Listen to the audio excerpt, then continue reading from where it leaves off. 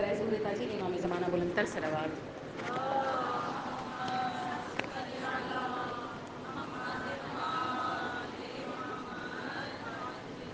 سورہ فاتحہ.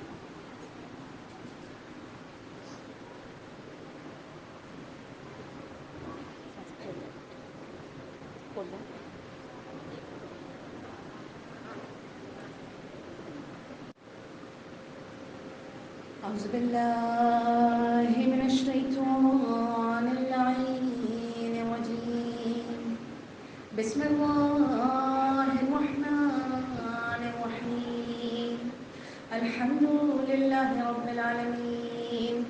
الصلاة والسلام على أشرف الأنبياء والمرسلين سيدنا ونبينا ومولانا أبي القاسم محمد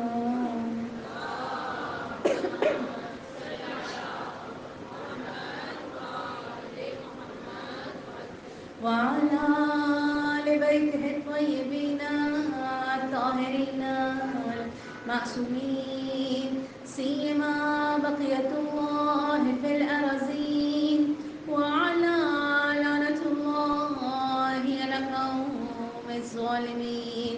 أفوض أمري إلى الله إن الله بصير بالعباد. صلوات.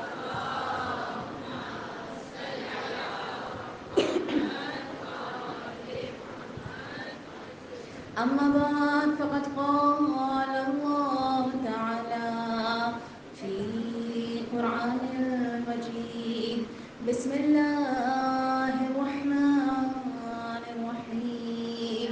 إنما يريد الله ليذهب عنكم الرجس أهل البيت ويطهركم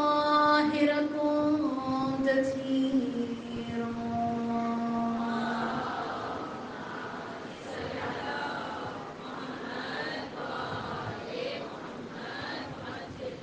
تمام تعریفیں خدا پاک و برتر کے لیے ہیں جو رحمان ہے، جو رحیم ہے، اپنی بے بہا نعمتیں عطا کرنے والا ہے. میرے مولا خطبہ نمبر 89 میں اس کی حمد و ثنا کرتے ہوئے ارشاد فرماتے ہیں. اچھا، یہ خطبہ اشبہ کے نام سے مشہور ہے. اشبہ جمع ہے شبہہ کی. شبہہ سے مراد ڈھانچہ. چونکہ اس خطبے میں میرے مولا نے بہت ساری چیزوں کی خلقت کو بیان کیا ہے. اچھا، جانتے ہیں کیسے بیان کیا ہے؟ ایک شخص اٹھا کہا مولا میں چاہتا ہوں کہ آپ کچھ ایسا خلقت کے بارے میں بیان کریں گویا ہم خلقت ہوتے ہوئے دیکھ رہے ہیں، تو آپ اس طرح بیان کریں. میرے مولا نے اس کے جواب میں یہ خطبہ بیان کیا، چونکہ مختلف چیزوں کو بیان کیا، مثلا خلائقہ کی خلقت، مخلوقات کی خلقت، اس وجہ سے اس کو اشبہ یعنی ڈھانچے سے اس کا نام موسوم کیا گیا. میرے مولا ارشاد فرماتے ہیں بارے الہا تو ہی تمام توصیف اور ثنا اور انتہائی درجے تک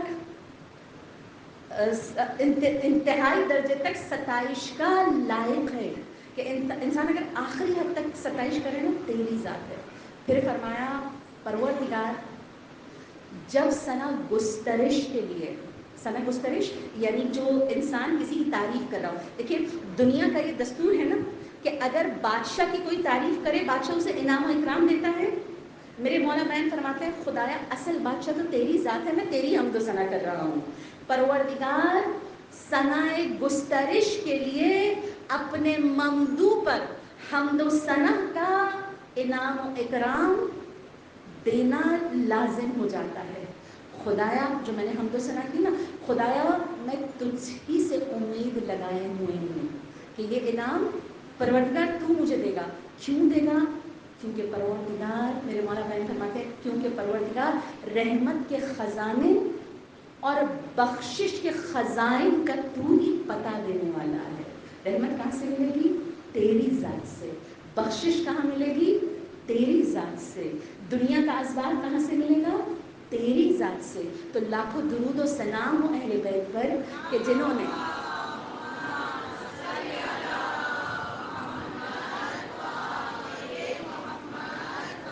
آپ کے ساتھ سلسلہ کلام نہج البلاغہ کا آج 7واں دورہ ہے. اور کل کی حدیث سے متصل حدیث ہے. کل موضوع آپ کے ساتھ تھا نہج البلاغہ اور سیاست عالمی. اچھا بچے جواب دے رہے ہیں, مجھے بڑی خوشی ہو رہی ہے. آپ یقین کریں اتنے لوگوں کے میسج آئے کہ آپ خطبہ بتاتی ہیں, اس کے بعد ہم خطبہ پڑھتے ہیں تو بہت اچھا لگتا ہے. آپ یقین کریں جب وہ کتاب کھلی نا, میرا مقصد میں نے آپ کو بتایا تھا, میں نے جو فارمیٹ رکھا ہے نا مجالس کا, وہ یہ نہیں کہ ایک خطبہ اٹھاؤں اور اس کی ایکسپلینیشن کروں اور چلی جاؤں. نہیں, میرا مقصد یہ ہے کہ آپ کتاب کو کھول کے پڑھیں, آپ کو اس کتاب سے اتنی محبت ہو جائے کہ آپ ایک ایک چیز اس کو نکال کے, اور یقین جانے جب آپ اس کو کھول کے پڑھیں گے نا تو لازمی نہج البلاغہ آپ سے دور ہو ہی نہیں سکے گی. نہج البلاغہ وہ کشش ہے جو انسان کو کھینچ لیتی ہے. کل نہج البلاغہ اور عالمی سیاست ہم نے آپ کو بتایا کہ چرچل نے دو چیزوں کو رکھا, قرآن اور نہج البلاغہ. اچھا کیوں دور کرنا چاہا؟ کیوں دور کرنا چاہا؟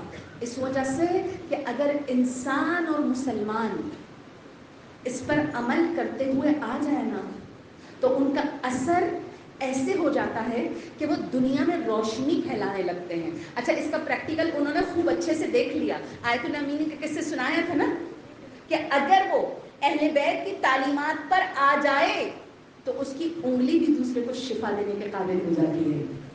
اور شہید دستغیر کا جملہ کتاب بہشت, اچھا سورہ رحمان کی پوری انہوں نے تفسیر بیان کی ہے, بہت ہی خوبصورت کتاب ہے. کبھی آپ کو موقع ملا تو بہشت کا مطالعہ ضرور کیجیے گا. اب اس سے ایک جملہ لے رہی ہوں, کہا اہل بیت اور بالخصوصاً مولا علی شخصیت ہی ایسی ہے, ایسی معجز نما شخصیت ہے میرے مولا کی کہ میرے مولا سے جو بھی قریب جاتا ہے اگر وہ پتھر بھی ہو تو پارس میں تبدیل ہو جاتا ہے. کہ اگر پتھر بھی ہو نا تو وہ موتیوں اور جواہر میں تبدیل ہو جاتا ہے. اور ایسا ہی ہے میرے مولا, جس کو قریب بلاتے ہیں نا اسے کچھ نہ کچھ عنایت کر کے ہی چھوڑتے ہیں. راوی کہتا ہے ایک دفعہ عمار آئے, بڑے پریشان ہیں, بہت ہی چہرے سے پریشانی چھلک رہی ہے. مولا بیان فرماتے ہیں عمار کیوں پریشان ہو, کیوں پریشان ہو؟ کہا مولا پریشان اس وجہ سے ہوں کہ میں نے کچھ قرض لیا تھا, اب وہ جس کا قرض تھا نا وہ میرے دروازے پر آیا ہے, کل اس نے میرا دروازہ کھٹکھٹایا تھا اور مولا میں واپس نہیں کر سکا. اچھا ایک غیرت مند شخص کے لیے اگر کوئی دروازہ کھٹکھٹائے کہ میرا قرض مجھے واپس کرو, اس کے لیے کتنی تکلیف دہ بات ہے, تکلیف دہ بات ہے یا نہیں ہے؟ کہا میرے لیے شدید تکلیف دہ بات تھی کہ میں اس کا قرض واپس نہیں کر سکا اور وہ میرے دروازے تک قرض لینے کے لیے آیا. مولا آج آیا ہے, کل کو غصے سے آئے گا, کل کو چیخے گا, مولا یہ میرے لیے بہت مشکل ہے. میرے مولا نے بیان فرمایا سامنے ایک بہت بڑا پتھر رکھا تھا, میرے مولا نے کہا عمار اٹھو اور اس پتھر کو اٹھا کے اپنے قرض کو چکا لو. اچھا اب عمار حیران ہوتے کہتے ہیں مولا یہ تو پتھر ہے, مولا یہ پتھر ہے. میرے مولا بیان فرماتے ہیں اللہ کو میرے نام کا واسطہ دو, پھر دیکھو کیسے تبدیل ہوتا ہے.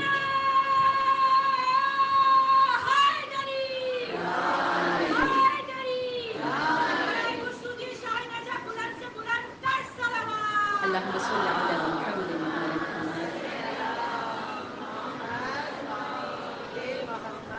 کہا میرے نام کا واسطہ دو, پھر دیکھو کیسے تبدیل ہوتا ہے. کہا عمار نے ہاتھوں کو اٹھا لیا, خدایا تجھے علی ابن ابی طالب کا واسطہ, اسے میرے لیے کرامت کر دے. راوی کہتا ہے ابھی ہاتھ نیچے نہیں ہوئے تھے دیکھا پتھر سونے میں تبدیل ہو گیا. کہا مولا اس کو لے کے کیسے جاؤں, اتنا بڑا پتھر. کہا اپنی مقدار جتنی تمہیں ضرورت ہے نا اے عمار اتنی اس میں سے لے لو. کہا مولا سخت ہے, مولا مسکرائے. کہا عمار جس کے واسطے سے اللہ نے پتھر میں تبدیل کر دیا ہے اس کے واسطے سے نرم نہیں کر سکتا, جس کے واسطے سے یہ پتھر سونا بن سکتا ہے اس کے واسطے سے کیا نرم نہیں ہو سکتا. کہا عمار نے دوبارہ ہاتھوں کو اٹھایا, پروردگار علی کا واسطہ دیکھا پتھر بالکل نرم ہو گیا. عمار گئے جتنے ٹکڑے کی ضرورت تھی اس کو لیا, عمار جانے لگے. کہا عمار اب اس کو اصلی حالت میں تبدیل نہیں کرو گے؟ کہا مولا کیسے کروں؟ کہا جس کے ذریعے سے سونا بنا ہے اسی کے ذریعے سے پتھر بھی بن سکتا ہے. تو میرے مولا کا نام وہ نام ہے, میرے مولا کی شخصیت وہ شخصیت ہے, جو بھی قریب آئے گا مالک اشتر بن جائے گا. جانتے ہیں مالک؟ اچھا عمار یاسر، مالک اشتر، یہ مولا کے دو بازوؤں کا نام ہے. عجیب جملہ کہہ دیا، میرا نہیں ہے، میرا نہیں ہے. جب امیر شام نے مالک اشتر کو شہید کروایا تو ایک جملہ کہا، اور وہی یہ جملہ ہے. کہا علی کے دو بازو تھے، ایک میں نے صفین میں کاٹ لیا عمار یاسر کی صورت میں، اور دوسرا بازو میں نے آج مصر میں مالک اشتر کو شہید کر کے کاٹ لیا ہے. میرے مولا کے دو بازو، ایک عمار یاسر اور دوسرا مالک اشتر. اچھا ہم اسی پہ بات کر رہے تھے، کل مجلس یہیں پر ہی تمام ہوئی تھی کہ مولا نے مالک اشتر کو کہاں بھیجا؟ مصر بھیجا. اچھا کس کی جگہ پہ بھیجا تھا مولا نے؟ محمد بن ابی بکر. کہا اتنی شام کی طرف سے شورش ہو رہی تھی مصر میں، اتنی شورش ہو رہی تھی کہ محمد بن ابی بکر کنٹرول نہیں کر پا رہے تھے.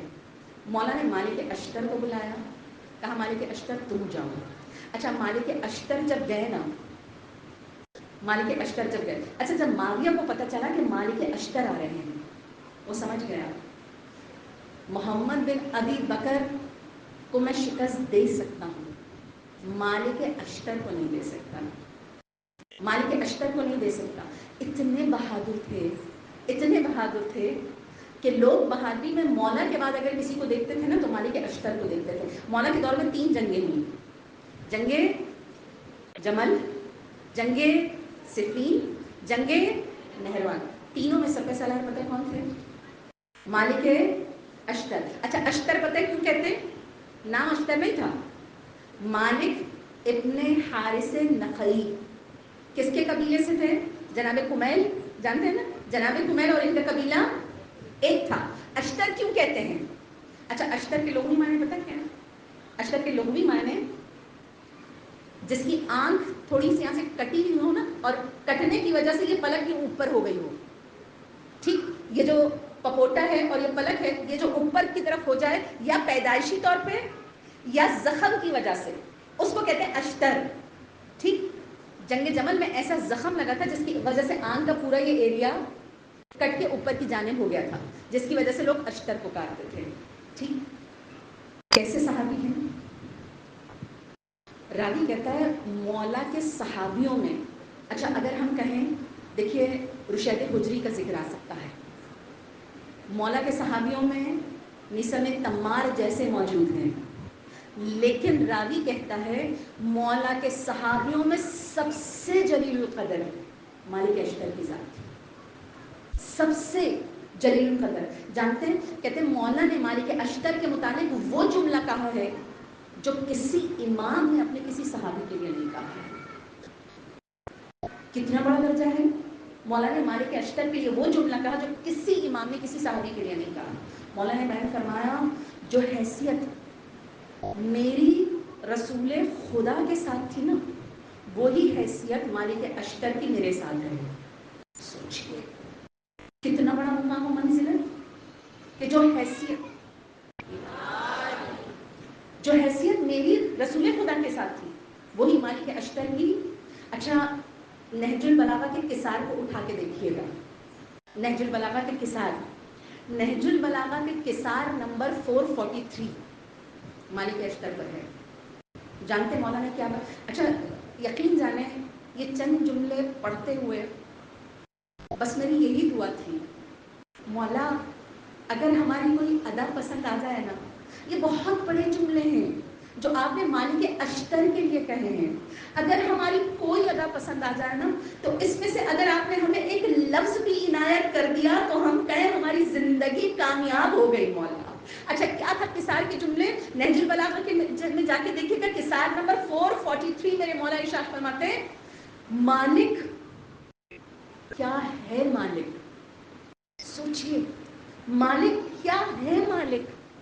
مالک اگر پہاڑ ہوتے تو اس قدر عظیم ہوتے کہ اس کی اونچائی تک کوئی پرندہ پر نہیں مار سکتا.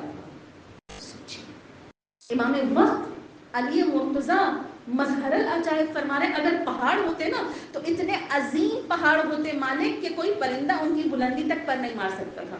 کہا مالک اگر چٹان ہوتے تو اتنی سخت چٹان ہوتے کہ کوئی گھوڑا اپنے سموں کے نیچے اسے روند نہیں سکتا تھا. پھر فرمایا مولا اچھا یہاں پر مثال ختم ہو گیا, بقیہ کتاب گندے تاریخ سے لے رہی ہوں. جیسی خبر آئی نا مالک کی شہادت کی, اچھا اب مولا نے بھیج دیا, مولا نے وہ خط مکتوب نمبر, کل میں نے اس کا اشارہ کیا, کون سا تھا مکتوب؟ مکتوب نمبر, آواز آ گئی ہے نا, مکتوب نمبر 53. ٹھیک, الحمدللہ جس نے جواب دیا نا ان سب کے لیے ایک بلند تر صلوات.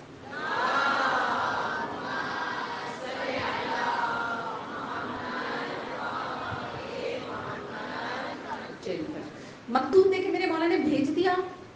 جانتے ہیں مصر جانے سے پہلے آپ کو جہاں ایک جگہ ٹھہرنا تھا عریش کے مقام پر, کہا اس مقام پر جہاں جس کے گھر آپ کو ٹھہرنا تھا, ماریہ نے اسے ساز باز کی اور امیر شام نے ایک شہد بھیجا. کہا اگر اس کا ایک قطرہ بھی مالک کے اندر چلا جائے نا ان کے لیے کافی ہے. کہا کھانے کے بعد میزبان نے شہد پیش کیا, مالک نے تھوڑا سا اس کو چکھا. کہا چکھنے کے بعد مالک کی وہیں شہادت ہو گئی. ٹھیک, مالک کی وہیں پر شہادت ہو گئی. اتنا شدید شہد تھا کہ مالک کی شہادت ہوئی, اور معاویہ کو جیسے پتہ چلا کہ معاویہ کی جناب مالک کی شہادت ہو گئی تو کہا شہد اللہ کے لشکروں میں سے ایک لشکر ہے. ٹھیک, میرے مولا کو جیسے ہی پتہ چلا, کہا ان کے خاندان والے آئے, میرے مولا ممبر پہ گئے. میرے مولا ممبر پہ جا کے کہتے ہیں, اب جملے سنیے گا جو میرے مولا نے مالک اشتر کے متعلق جملے, جس کے لیے میں نے آپ سے کہا کہ اگر اس میں سے ایک قطرہ بھی ہم کو مل جائے نا تو ہم کہیں مولا ہماری زندگیاں کامیاب ہو گئی. ایک سوال پڑھ دیجیے محمد والی.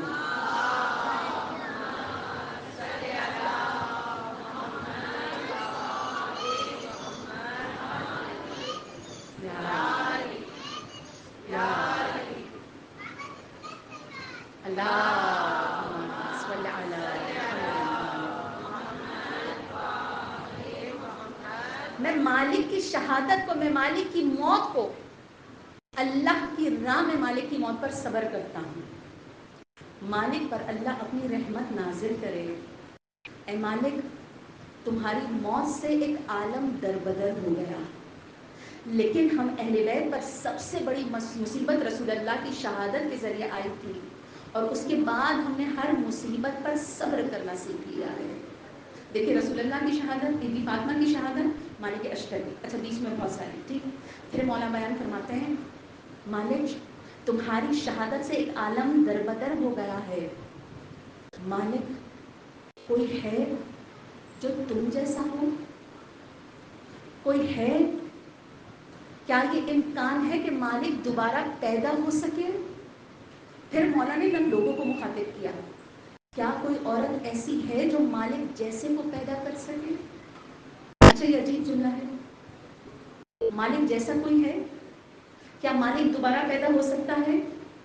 کیا کوئی عورت مالک جیسے کو دوبارہ پیدا کر سکتی ہے؟ میرے مولا نے اشارہ کیا چوتھے امام کے قول کی طرف. کیا تھا؟ ہمیں چاہنے والوں سے زیادہ امید ہے چاہنے والیوں سے, کیونکہ مالک اشتر چاہنے والیاں ہی بناتی ہیں. کیا کوئی ماں ایسی ہے جو مالک اشتر جیسا پیدا کر سکے؟ اے مالک تمہاری موت سے شام والے خوشحال ہو گئے اور عراق والے خوار ہو گئے. اے مالک آج کے بعد آنکھیں تمہیں نہیں پائیں گی. سوچئے کتنے بڑے جملے ہیں جو میرے مولا نے مالک اشتر کے لیے بیان فرمائے. پروردگار ہم سب کو امام زمانہ کے لشکر میں مالک اشتر جیسا بنا دے. ایک سوال پڑھ دیجیے محمد والا.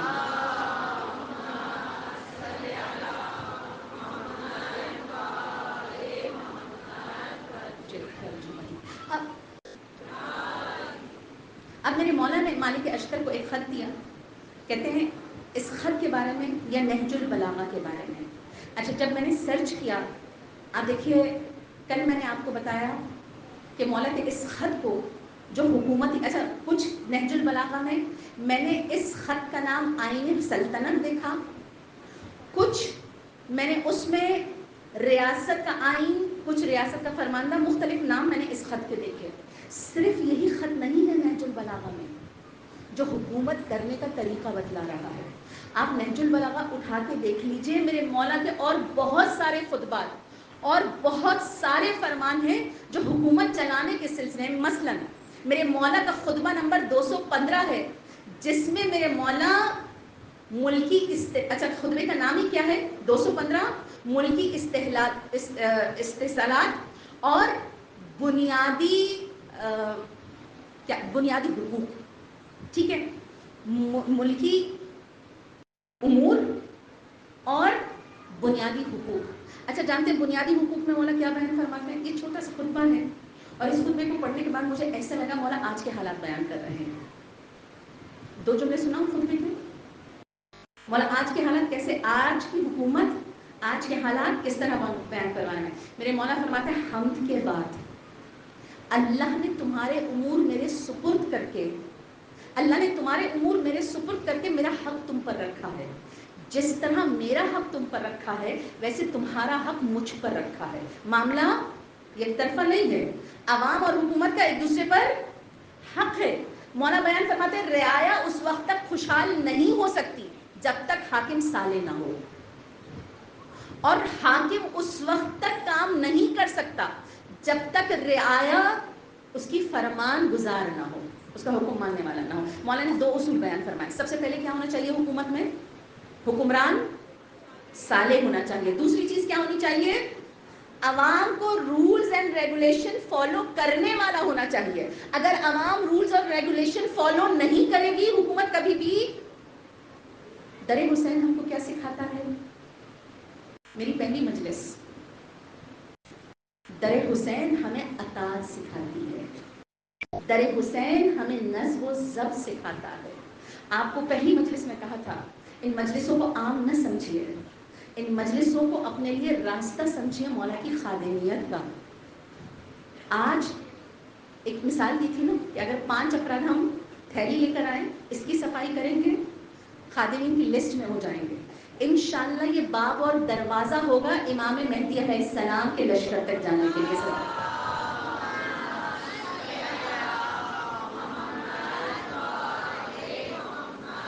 تو حکومت کے لیے سب سے اہم 2 چیزیں ہیں۔ پہلی چیز صالح حکمران، دوسرا یہ کہ سامنے والا رولز اینڈ ریگولیشن کو فالو کرنے والا ہو۔ مولا بیان فرماتا ہے اگر یہ دونوں چیزیں مل جائیں تو عدل و انصاف ظاہر ہوتا ہے، اگر یہ دونوں چیزیں مل جائیں سنتیں محکم ہونے لگتی ہیں، رائج ہونے لگتی ہیں، اس کے ساتھ حکومتوں کو عروج ملنے لگتا ہے، عوام کو سہولتیں ملنے لگتی ہیں۔ مولا نے بیان فرمایا اگر حکمران ظالم ہو جائیں تو رعایا حکومت پر حاوی ہونے لگتی ہے، جو آج کا دور ہے۔ پوری دنیا میں آپ دیکھیں یہی ہے، اگر حکومتیں ظالم ہو جائیں اور رعایا حکومت پر چڑھنے لگے تو 5 چیزیں ہوتی ہیں۔ اچھا 5 چیزیں کیا؟ اب ان 5 چیزوں کو آج کے دور میں دیکھیے کہ یہ ہو رہا ہے یا نہیں ہو رہا۔ مولا نے بیان فرمایا سب سے پہلی چیز ظلم کے نشان دکھائی دینے لگتے ہیں، ہو رہا ہے یا نہیں؟ مولا بیان فرماتے دوسری چیز جو نمودار ہوتی ہے وہ یہ ہوتا ہے کہ فساد اور فتنے پھیلنے لگتے ہیں۔ آپ کو فساد نظر آ رہا ہے یا نہیں پوری دنیا میں؟ کہاں فساد اور فتنے پھیلنے لگتے ہیں۔ کہا تیسری چیز، کہا دین کو سائیڈ میں رکھ کے خواہشات نفس ابھرنے لگتی ہیں۔ آگے کیا آج ہو رہا ہے یا نہیں؟ دین تو کہیں ہے ہی نہیں نا، خواہشات نفس سے تمام چیزیں کی جا رہی ہیں۔ پھر چوتھی چیز مولا کہتے ہیں تب یہ ہوتا ہے جب ظالم حکمرانوں اور رعایا چلنے لگے۔ فرمایا بڑے سے بڑا حق غصب ہوتے بھی اور بڑے سے بڑا ظلم کرتے ہوئے بھی گھبراہٹ نہیں ہوتی۔ اور ایسا ہے یا نہیں؟ 5ویں چیز ایسے دور حکومت میں صالح افراد ذلیل اور بد کردار باعزت ہو جاتے ہیں۔ یہی کیلکولیشن ہے کیا نہیں کہ صالح افراد ذلیل ہو جاتے ہیں اور بد کردار جو ہیں وہ باعزت ہو جاتے ہیں۔ دیکھیے نہج البلاغہ اٹھا کے تو دیکھیے، آپ کو یہ گھر سے لے کر حکمرانی تک ہر چیز کے اصول بیان کرے گی۔ اچھا کل میں نے علامہ طباطبائی کا ایک جملہ بیان کیا تھا مکتوب نمبر 53 کی بنیاد پر کہ علامہ طباطبائی بیان فرماتے ہیں جیسے حدیث قصہ کی تلاوت کرتے ہو نا ویسے گھروں میں اس مکتوب کی تلاوت کرو۔ اچھا تلاوت کرنے سے کیا مراد ہے؟ کہ ہم صرف اس کی ریڈنگ کرنا شروع کر دیں؟ نہیں، بتانا چاہتے ہیں کہ حکمرانی گھر سے لے کر حکومت تک کے ہوتی ہے. ٹھیک، گھروں میں بھی تو ایک حکمرانی ہے نا. گھر میں بھی ساس یا ماں ایک حکمران کے طور پر ہے. کہا جب تم اس کے اصول اور قواعد کو لے لو گے تو پھر تم اپنے وجود سے نکلتے ہوئے نور کو دیکھنا جو معاشرے کو نورانی کر دے گا. ایک صلوات پڑھ دیجیے محمد والے محمد.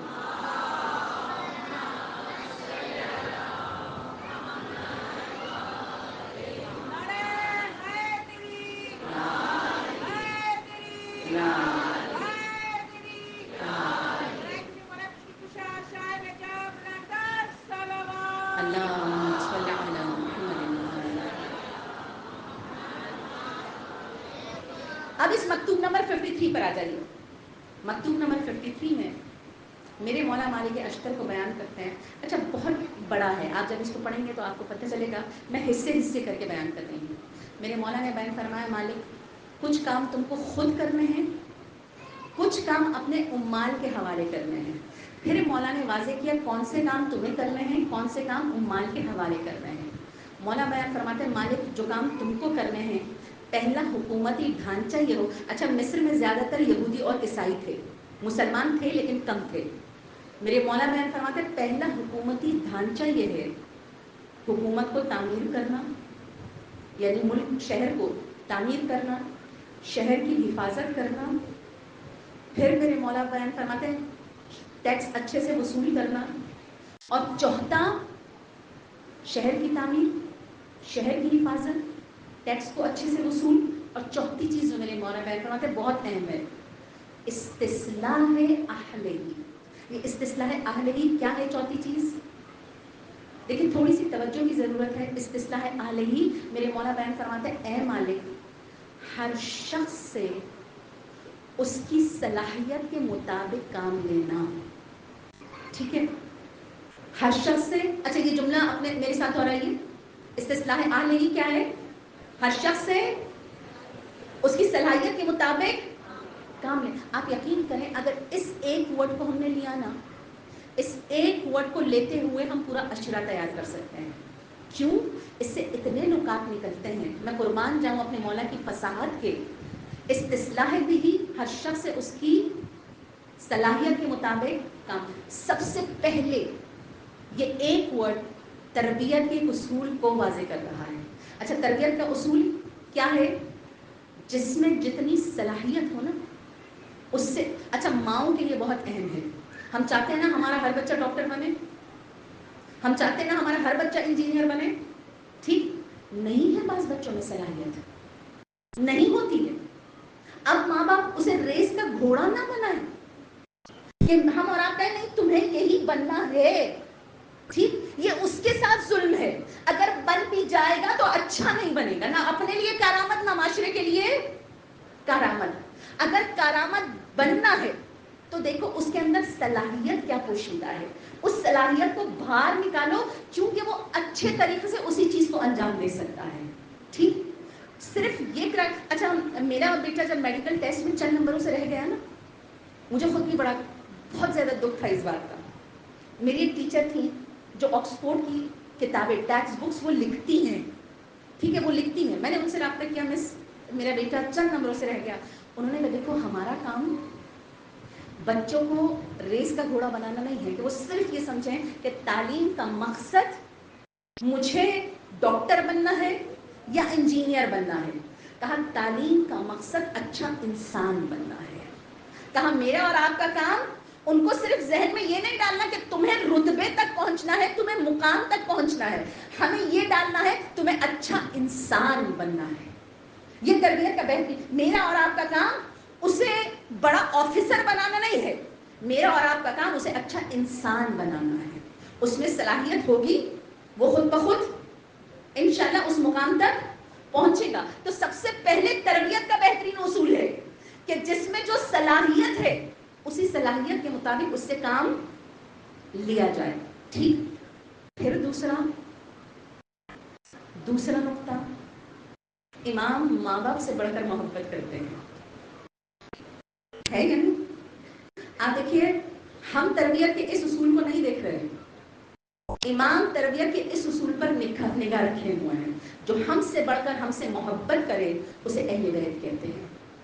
ہم خود سے اتنی محبت نہیں کرتے جتنی محبت در اہل بیت مجھ اور آپ سے کرتا ہے۔ تو جو ہماری صلاحیت ہے نا اہل بیت اسی کے مطابق کام لینے والے۔ اچھا ہم چاہتے ہیں ہماری ہر صلاحیت ابھر کے آئے، بعض اوقات مجھے خود بھی نہیں پتا میرے اندر کیا صلاحیت ہے، اگر میں اپنی صلاحیتوں کو ابھارنا چاہتی ہوں تو مجھے کہنا پڑے گا اللہم اجل ولیک الفرج۔ اگر میں چاہتی ہوں میری ہر صلاحیت باہر نکلے، ہر صلاحیت سے کام لیا جائے، تو مجھے ایمان کے ظہور کے لیے دعا کیوں، وہ ماں سے بڑھ کے چاہنے والے ہیں، وہ ہم سے ہماری صلاحیتوں کے مطابق کام لینے والے ہیں۔ صلوات پڑھیے محمد والے محمد۔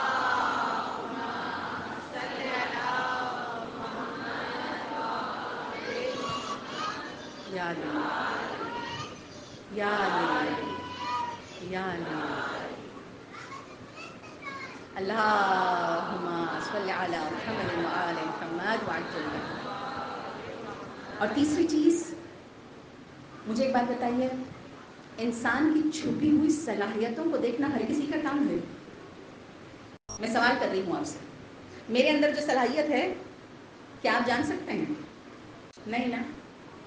اس صلاحیت کو نکالنے کے لیے کیا نگاہ چاہیے یا نہیں؟ اچھا اگر جملہ بدل دوں، اس صلاحیت کو نکالنے کے لیے یا امام کی نگاہ چاہیے یا امام کی تربیت یافتہ کی نگاہ چاہیے، ہے نا؟ امام نے مالک اشتر کو بھیج کے بتلا دیا، یا امام اندر کو دیکھنے والا ہے، یا امام جس کو سکھائے وہ صلاحیت کو نکالنے والا ہے؟ میری اور آپ کی سب سے بڑی دعا، اگر ہم چاہتے ہیں ہمارے بچوں کی صلاحیت نکلیں، تو ہمیں امام کے ظہور کے لیے دعا کرنی چاہیے۔ پروردگار جب تک حکومت صالح نہیں ہوگی، جب تک حکومت ہماری صلاحیتوں کو نہیں پہچان کے ہم سے کام لے گی، ہم اچھے سے کام نہیں کر سکتے۔ پروردگار میرے امام کے ظہور میں تعجیل فرما، تاکہ ہر شخص اپنی صلاحیت کے مطابق بہترین طور پر کام کر سکے۔ صلوات پڑھیں محمد والے۔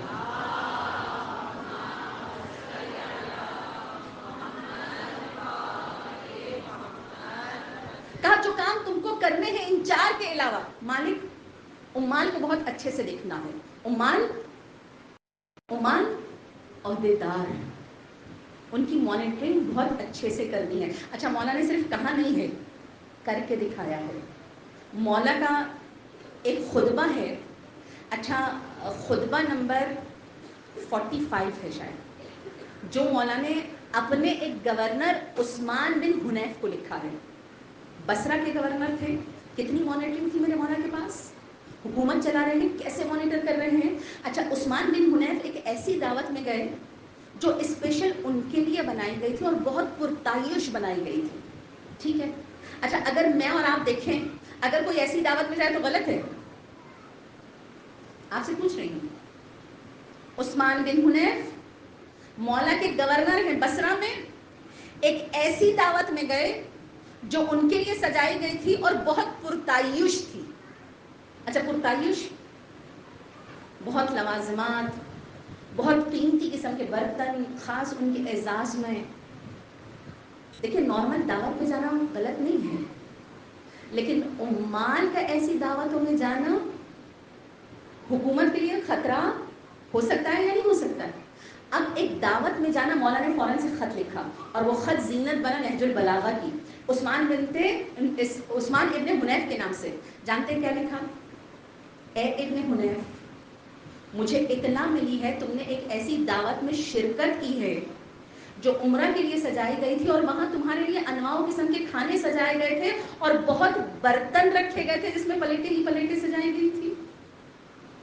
مجھے تم سے یہ امید نہیں تھی۔ پرابلم کیا تھا؟ پرابلم یہ تھا مجھے تم سے امید نہیں تھی تم ایسی دعوتوں میں شرکت کرو گے جہاں صرف عمرہ کو بلایا جائے اور غربا کو وہاں پھٹکنے تک نہ دیا جائے۔ ٹھیک مسئلہ کیا ہے؟ یہ چیز نیگیٹو میں لازمی جائے گی۔ آخر میں پتہ مولا نے کیا جملہ فرمایا؟ اے عثمان، اللہ سے ڈرو اور اپنی سوکھی روٹیوں پر گزارا کرو تاکہ اللہ تمہیں جہنم کی آگ سے دور کر دے۔ کتنا چیک اینڈ بیلنس اور مانیٹرنگ ہے مولا کے پاس؟ پھر عمال کی مانیٹرنگ کرنا، پھر خود کو لوگوں سے دور نہیں کرنا۔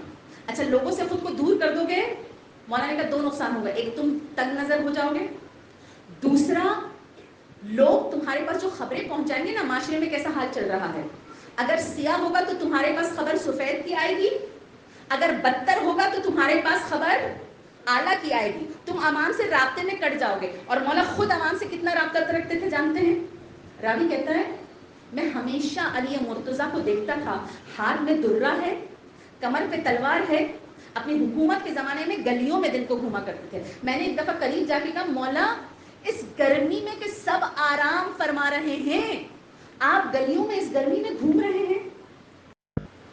کہا میں سوچتا ہوں کہ اگر میں سو گیا کسی مظلوم کو میری داد رسائی کی ضرورت ہو تو میں اللہ کی بارگاہ میں کیا جواب دوں گا. سوچئے اگر میں سو گیا اور مظلوم کو داد رسائی کی ضرورت ہو میں اللہ کی بارگاہ میں کیا جواب دوں گا. اچھا یہ تمام کہنے کے بعد اے مالک اپنے لیے ایک وقت ضرور نکالنا. آپ دیکھیے کتنی دفعہ ایسا ہوتا ہے ہم گھر کی خواتین سب چیزیں کر لیتی ہیں، نہیں بچتا تو اپنے لیے وقت نہیں بچا. ایسا ہوتا ہے نہیں؟ اپنے لیے وقت نکالنا، عبادت کے لیے وقت نکالنا جو تمہارا اور تمہارے اللہ کا ہو. کیوں؟ اپنی مصروفیات کی وجہ سے اللہ سے رابطہ نہیں کاٹنا. اچھا کیوں؟ آپ دیکھیں ہم سب کچھ بھول جاتے ہیں، اپنے سب کچھ کر لیتے ہیں اپنے آپ. شوہر کو دیکھ لیا، بچوں کو دیکھ لیا، نہیں دیکھا تو خود کو نہیں دیکھا. مولا کہتے ہیں یہ نہیں کرنا. جب مصروفیت بڑھی عبادت کا وقت کٹ گیا، مختصر ہو گئی، مولا کہتے ہیں یہ نہیں کرنا. کیوں؟ باقی ٹائم کی انرجی تمہیں اللہ کی عبادت ہی عنایت کرتی ہے. کیا چیز تمہیں انرجی دے رہی ہے؟ اللہ سے رابطہ. کیا چیز تمہیں آگے بڑھا رہی ہے؟ اللہ سے رابطہ. اچھا یہاں تک کے اصول واضح کیے، اے مالک جب جماعت پڑھاؤ. آپ دیکھیے میرے مولا کیسے اصولوں کو واضح کر رہے ہیں. جب نماز پڑھاؤ اتنی طویل نہ کر دینا کہ بزرگ تمہارے پیچھے نہیں پڑھ سکیں، اور اتنی مختصر نہ کر دینا کہ نماز ہی برباد ہو جائے. ٹھیک نہ بہت طویل نہ بہت سکیڑ دینا. ایک صلوات پڑھی محمد والے محمد.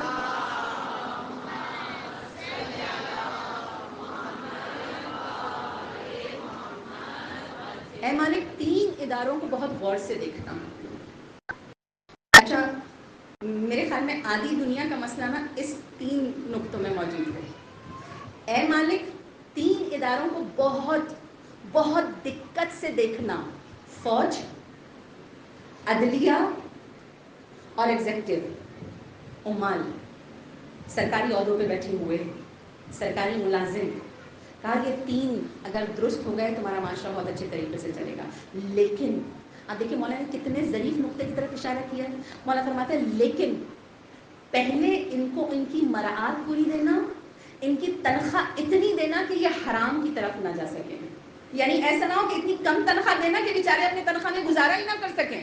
ان کی مراعات اتنی کم ہو کہ بیچارہ حرام کی طرف چلا جائے. کہا پہلے اتنا دینا تنخواہ میں کہ اس کی اپنی ضروریات پوری ہو جائیں، اس کے بعد اچھا ضروریات پوری ہو گئی نا پھر وہ حرام کی طرف کم چانسز ہیں کہ وہ جائیں.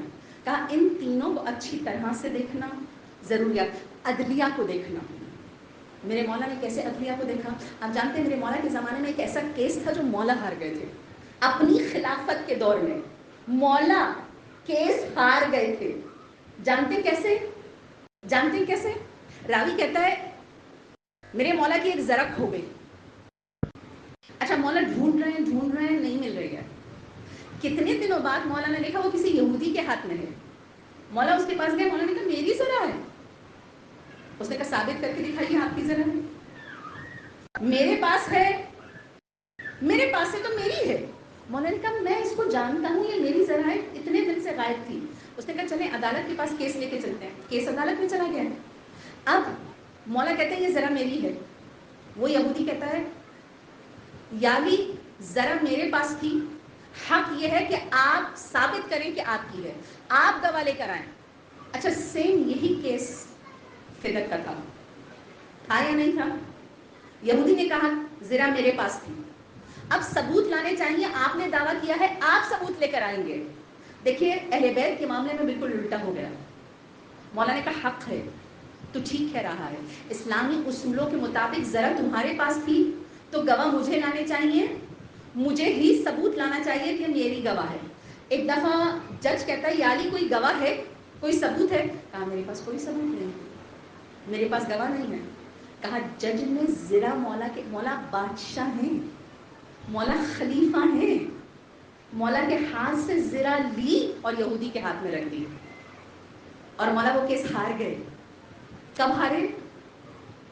کائنات میں ایسا حاکم دیکھا ہے جو اپنی خلافت میں اپنا حق ہوتے ہوئے، حالانکہ صدیق اعظم ہے، صدیق اکبر ہے، وہ کیس ہار گئے۔ کہا وہ یہودی زرا لیتے ہوئے جا رہا تھا، ایک دفعہ روکا اور پیچھے پلٹ کے دیکھا، کہا علی یا آپ کی حکومت اتنی عادل ہے یا انبیاء کی حکومت اتنی عادل ہوا کرتی ہے؟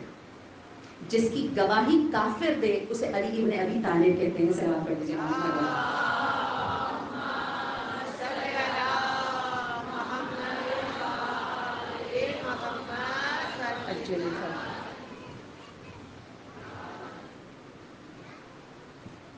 باواز بلند کر صلوات۔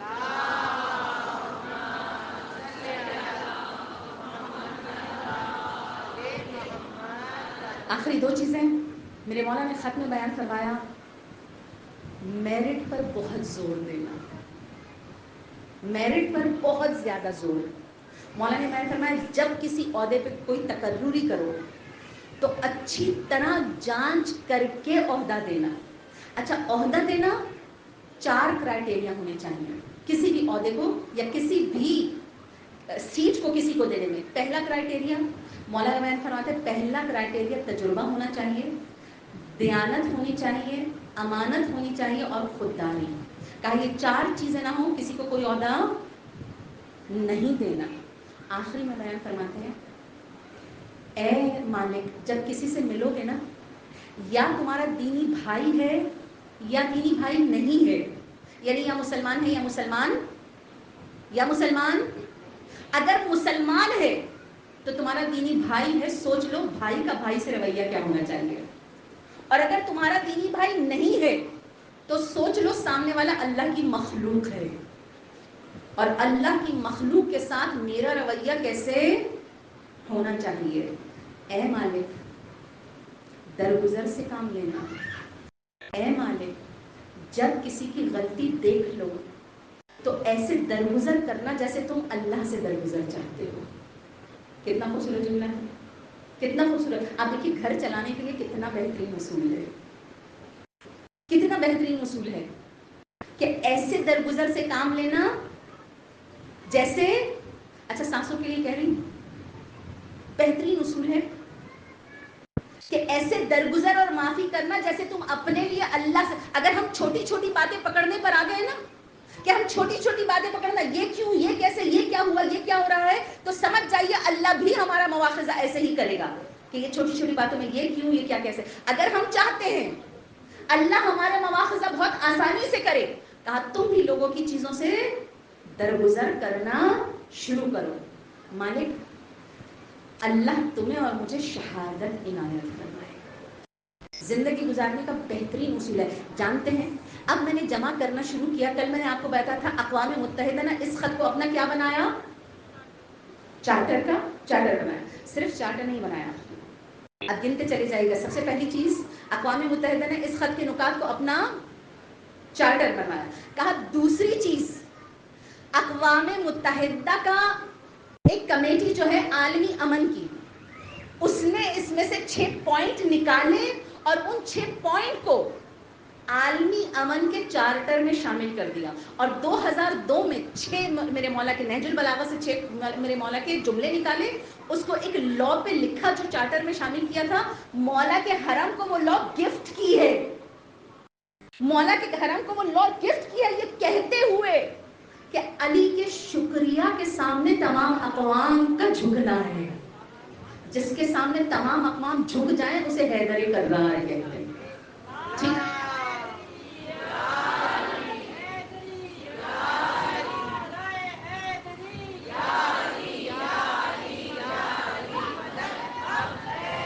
اچھا یہ دوسری چیز تھی۔ کہا تیسری چیز، اچھا اقوام متحدہ کا ابھی آپ سے پوچھنے والی ہوں، ایک اقوام متحدہ کا چارٹر، دوسرا اقوام متحدہ کا عالمی امن کا ادارہ، اس نے 6 نکات دیے ہیں، کتنے؟ نہج البلاغہ سے، جو اپنے چارٹر میں استعمال کیے ہیں. کہا تیسری چیز، انسانی حقوق کے ادارے نے مولا کے اس خط کو 4 جملے کہے ہیں. کہا پہلا جملہ یہ دنیا کا، عالم اسلام نہیں، پورے عالم انسانیت کا منصف ترین خط ہے. کہا ریاست بنانے کے لیے نمونہ ہے. کہا تیسری چیز، تمام جتنے سیاستدان ہیں، جتنے حکمران ہیں، کہا ان کو چاہیے وہ اپنی حکومت کا مسودہ مولا کے اس خط سے نکالیں. اور چوتھی چیز، کہا دنیا میں علی سے عادل کوئی حکمران گزرا ہی نہیں ہے. ٹھیک، انسانی حقوق میں علی سے زیادہ عادل حکمران گزرا ہی نہیں ہے. اچھا، جب 50ویں سالگرہ ہوئی نا، چوتھی چیز، جب 50ویں سالگرہ ہوئی انسانی حقوق کے کمیشن کی 1998 میں، انہوں نے اس وقت کے اقوام متحدہ کے جنرل سیکریٹری کو بلایا. اچھا، کون تھے جنرل سیکریٹری اس وقت؟ Kofi Annan. جانتے ہیں انہوں نے جو اسپیچ کی، میں اس اسپیچ کا دو حصے جو نہج البلاغہ سے مربوط ہیں، اس اسپیچ کے 2 حصے آپ کے سامنے رکھ رہی ہوں. کہاں سنتے جائیے گا، بخدا سنتے جائیے گا. آج کی دنیا نے میرے مولا کے کلام کے سامنے کیسے سر کو جھکایا ہے. کہا کوفی عنان بیان کرتے ہیں، کہا میں نے اپنی زندگی میں کبھی کوئی اگر فصاحت کا شاہکار پڑھا ہے تو وہ فقط مولا کا خط نمبر 53 ہے جو انہوں نے مالک اشتر کو لکھا ہے. کہا اس میں مولا نے حکومت اور عہدے کے اصول بیان کیے ہیں. اچھا، کس کے الفاظ ہیں؟ کوفی عنان کے. وہ کہتے ہیں جب میں، بہت غور طلب ہے، کہا جب میں اسکول کے محکمے کا سربراہ بنا تھا، میں نے یہ خط اس وقت اٹھایا تھا. کہاں کا سربراہ؟ مجھے سب سے یہ بات پوچھنی ہے. اچھا بتانا، پتہ ہے کیا، یہ بار بار آپ سے کیوں پوچھ رہی ہوں، بتانا چاہتی ہوں اگر مولا علی کے اقوال پہ چلا جائے، اگر مولا علی کی نہج البلاغہ کو لے لیا جائے، وہ اسکول کے محکمے سے ترقی دے کر اقوام متحدہ کا جنرل سیکریٹری بنا دیتا ہے. یہ ہے ترقی جو مولا کے اقوال پر چل کے لوگوں کو ملی ہے. کہا جب میں اسکول کے محکمے کا سربراہ بنا تھا نا، میں نے یہ خط اس وقت نکالا کہ مجھے لوگوں سے کیسے برتاؤ کرنا چاہیے. کہا میں نے اس پر عمل کیا. یہ خط زندگی کے آپ جس شعبے کے، جس عہدے پر ہیں نا، یہ اس کے لیے کرامت ہے. اور پھر آخری جملہ جو کہا، آخری جملہ کوفی عنان کا تھا. اس نے کہا آج کل کے اس ہنگامی حالات کا ایک حل ہے، اور وہ حل کلام علی مرتضیٰ ہے.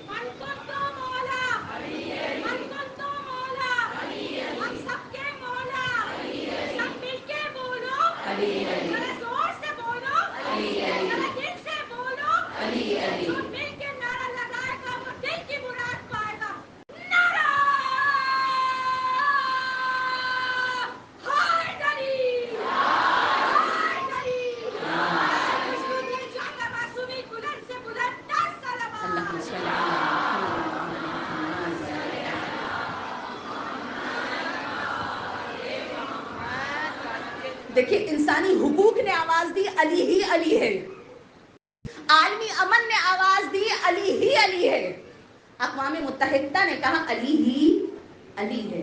پروردگار تو علی زمان کو بھیج دے، پھر دنیا دیکھے گی حکومت کس کو کہتے ہیں. اللہم اجل ولیک اللہم صلی اللہ.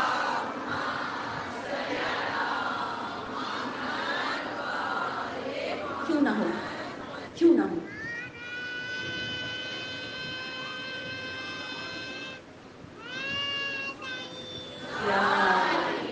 کیوں نہ ہو. اب دیکھیے وہ امام بازار گئے، دور حکومت ہے، مولا ممبر پہ بیٹھ کے خود، آپ دیکھیے ممبر پہ میں بیٹھوں گی، اچھی چادر لے کے بیٹھوں گی، ہے یا نہیں؟ 25 لوگ دیکھ رہے ہیں. اچھا کبھی ٹھیک استری نہیں ہوتی ہے، گھر والے کہتے ہیں کم سے کم لباس تو ٹھیک استری کر کے جاؤ، 25 لوگ تمہیں دیکھتے ہیں. ہوتا ہے یا نہیں ہوتا؟ مولا ممبر پہ بیٹھتے ہیں، بازار گئے ہیں، ایک دکان پر بیٹھے چیز لینے کے لیے. اس نے کہا خلیفۃ المسلمین آئے. مولا کھڑے ہو گئے. کہا مولا کیوں کھڑے ہو گئے؟ کہا اب تم مجھے عام گاہک سمجھ کے نہیں دو گے، اب تم مجھے خلیفۃ المسلمین سمجھ کے رعایت سے دو گے. اور میں نہیں چاہتا اپنے عہدے سے رعایت کو حاصل کروں. دوسری دکان پر گئے, ایک بچہ بیٹھا ہوا تھا, مولا کو نہیں جانتا تھا. مولا نے 2 سوٹ کٹوائے, ایک تین درہم کا تھا, ایک 4 درہم کا, یا ایک 2 درہم, ایک 3 درہم, بہرحال ایک مہنگا تھا اور ایک سستا تھا. مولا جب گھر آئے نا, مولا نے جو مہنگا والا تھا 3 درہم یا 4 درہم والا تھا, مولا نے کہا یہ لو کمبل, یہ تمہارے لیے. جو کم قیمت والا تھا 2 درہم کا, یہ میرے لیے. کمبل نے کہا نہیں مولا, نہیں مولا, آپ ممبر پہ بیٹھتے ہیں, اچھی چیز آپ کے ساتھ اچھی لگتی ہے. کہا کمبر تو جوان ہے, میں بوڑھا ہوں. تو جوان ہے, میں بوڑھا ہوں. دیکھیے اصول مہربانی. کھانا کیا ہے؟ کھانا کیا ہے؟ سوکھی روٹیاں. کیوں سوکھی روٹی؟ کبھی آپ نے سوچا مولا سوکھی روٹیاں کیوں کھاتے ہیں؟ عثمان بن حنیف کو کیوں کہا سوکھی روٹیاں؟ جب حکام سوکھی روٹیاں کھاتے ہیں نا, تو غریب سے غریب خود کو غریب نہیں سمجھتا, غریب بھی یہ سمجھتا ہے. اچھا اتنا خوبصورت ہے, کوئی واقعہ ہے, کہاں ایک دفعہ اتنا اعلیٰ کوالٹی شہد آیا مولا کے پاس, اتنا اعلیٰ کوالٹی شہد.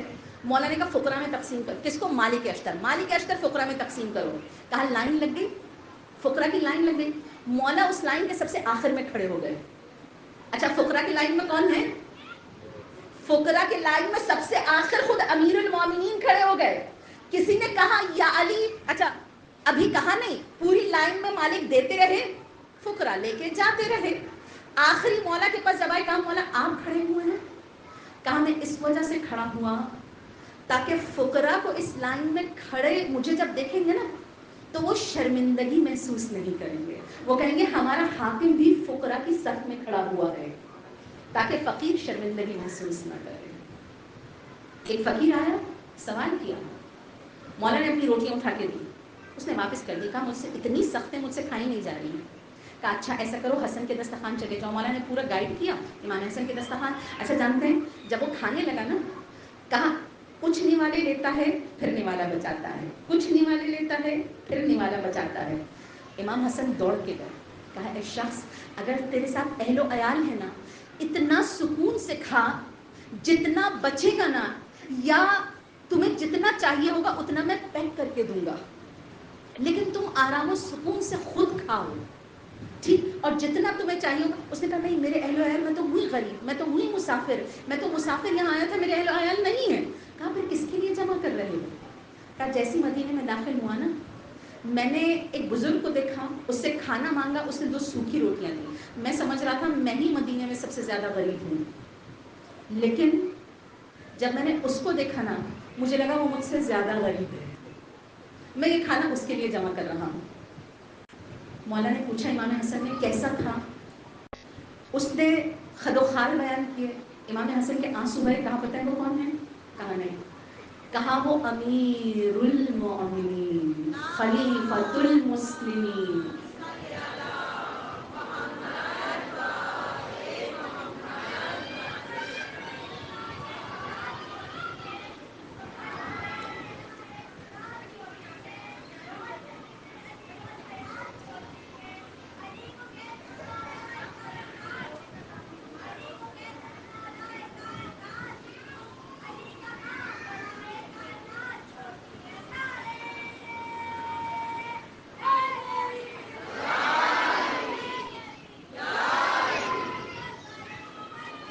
اللہم صل علی محمد و آل محمد.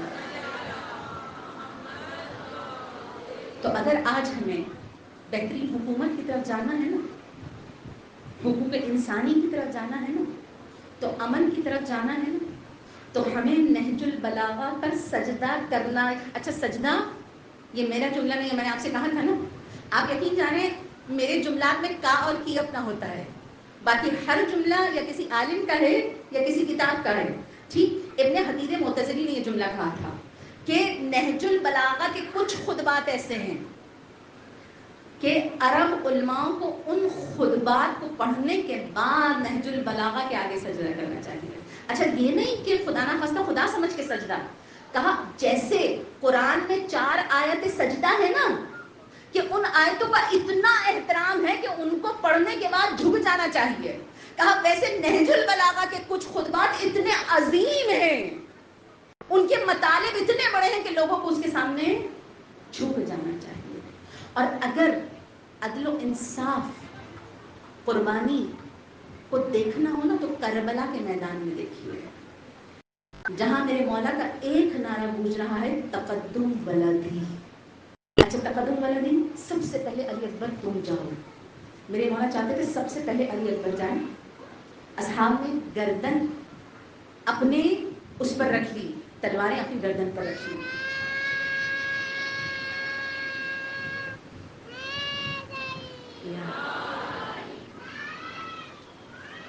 ایک صلوات پڑھ دیجیے محمد والی۔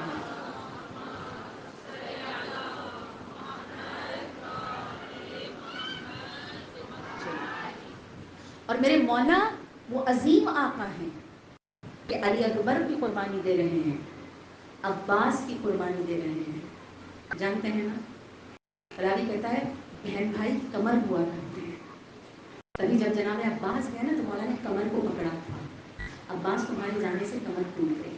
کون عباس؟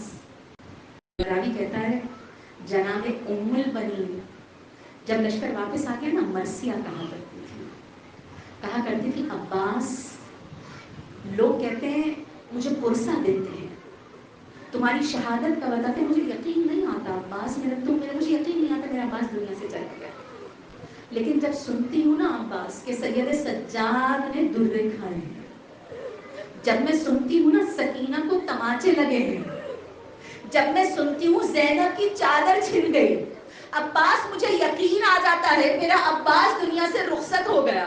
کیوں عباس تم زندہ ہوتے تو زینب کی چادر کبھی نہ چھنتی۔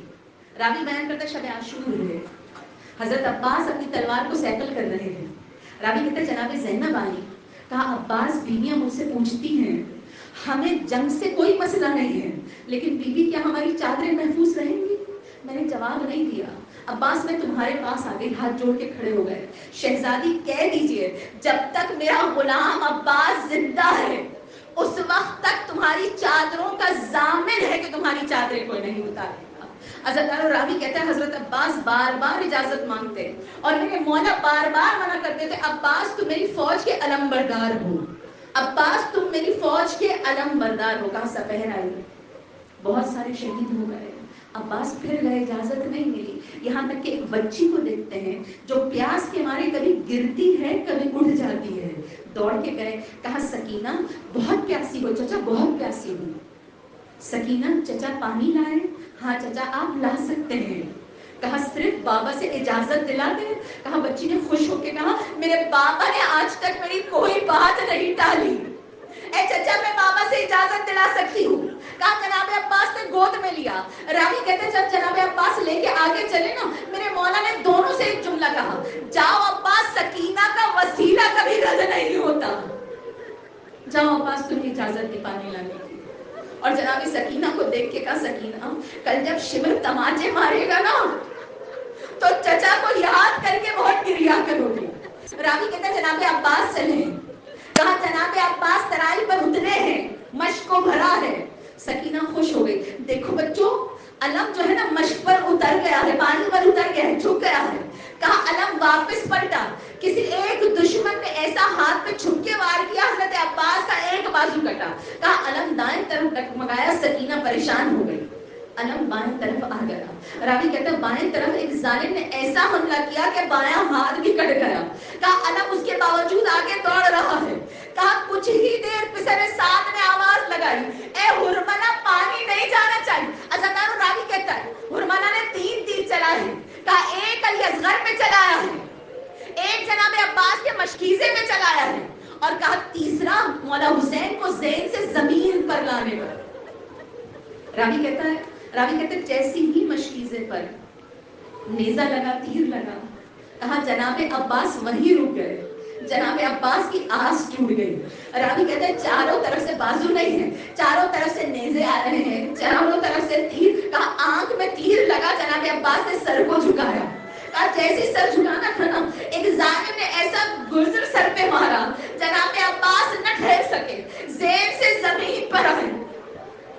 کہا یہ شہادت کا حصہ جب بی بی ام البنین کو پتہ چلا تھا نا، ایک دفعہ یہاں تک سننے کے بعد زمین پر بیٹھ گئی اور زمین پر بیٹھ کے کہتی ہے ہائے عباس جب بازو نہیں تھے زمین پر گرا کیسے ہوگا؟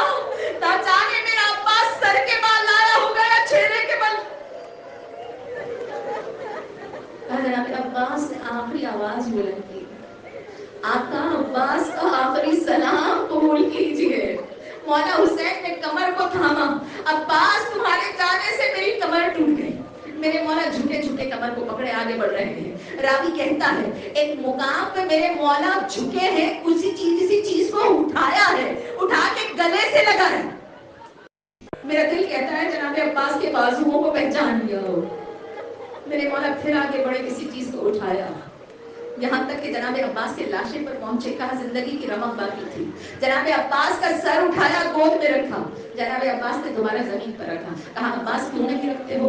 कहा मौला आका मैं सोचता हूँ सबों के सरों को उठा के आपने गोद में रखा है, जब आपका सर गिरेगा तो कौन उठा के गोद में रखा? मैं कहूँगी मौला उस वक्त एक माँ मौजूद होगी जो कह रही होगी आ हुसैन मेरी गोद में। रवि बयान एक दफा फरमाया मौला मेरी आखिरी वसीयत है, मेरी आंख पे तीर लगा है, मौला दूसरी आंख खून से भरी हुई है, उसे साफ कर दीजिए ताकि आपका दीदार कर लूं। मेरे मौला ने साफ किया। जनाब अब्बास ने देखा। एक दफा कहा मौला मेरी माँ से कहिएगा अगर अब्बास के हाथ सलामत होते ना तो अब्बास ये